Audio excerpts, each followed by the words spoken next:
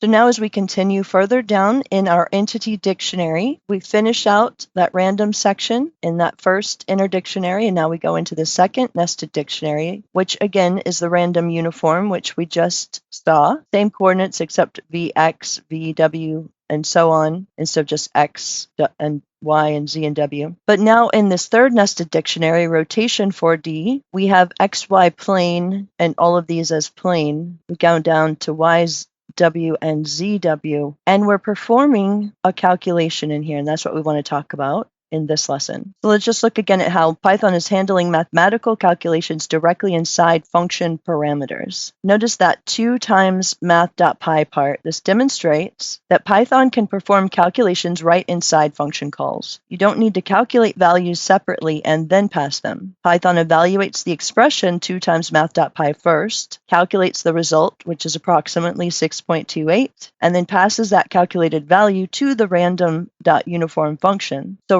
random.uniform 0, 2 times math.py becomes random.uniform 0, 6.28. So we have our min and our max now, our max being a calculated value instead of hard-coded like we did before. And that happens after Python performs that multiplication. And it's incredibly powerful as it allows you to embed mathematical expressions directly where you need them instead of trying to write this out. You would have to write full rotation equals 2 times math.py, angle equals random uniform 0, and full rotation. So this is a much cleaner way to do it, being able to write it all in one line. Python's expression evaluation order is calculate first, then pass to the function. This means that any mathematical operation inside the function parameters gets computed before the function ever sees them. This pattern appears throughout scientific computing. You can embed complex calculations directly into function calls, making your code more concise and readable. For our 4D rotations, each rotation plane gets a random angle between 0 and a full circle rotation. The 2 times math.py calculation ensures we're using the complete mathematical range for realistic rotational positioning. And a rotation plane, just in case to let you know, is the flat surface around which an object rotates. Think of it like the disk that a spinning coin traces as it turns. That circular disk is the rotation plane. In 3D spaces, we only have 3 possible rotation planes, X, Y, Z, and YZ. So XY plane is like a coin spinning flat on a table rotating around the Z-axis. The XZ plane is like a Ferris wheel rotating around the Y-axis. And the YZ plane is like a steering wheel turning around the X-axis. But in 4D space, there would be 6 rotation planes because we have an additional W dimension. So it would be X, Y, X, Z, and YZ, the familiar 3D rotations, plus XW, YW, and ZW, the new 4D rotations involving the W dimension. Each rotation plane is defined by 2 axes. For example, the XY plane uses the X and Y axes, while the object rotates around the Z axes. In 4D, the XW plane uses X and W axes rotating around both Y and Z. This is why 4D rotation is so complex. A 4D object can spin in 6 different ways simultaneously, not just the 3 ways we're familiar with. Our 4D entities can have independent rotation angles in all 6 planes, creating incredibly complex rotational motion that's impossible for us humans to visualize directly, but it's mathematically precise. So when a 4D object rotates through our 3D space, we see all the cross sections change shape because the different rotation planes are affecting how the 4D shape interacts in our 3D world. So all of this demonstrates how mathematical expressions become function arguments automatically, and Python handles the calculation flow seamlessly, letting you write natural mathematical code that mirrors those underlying physics.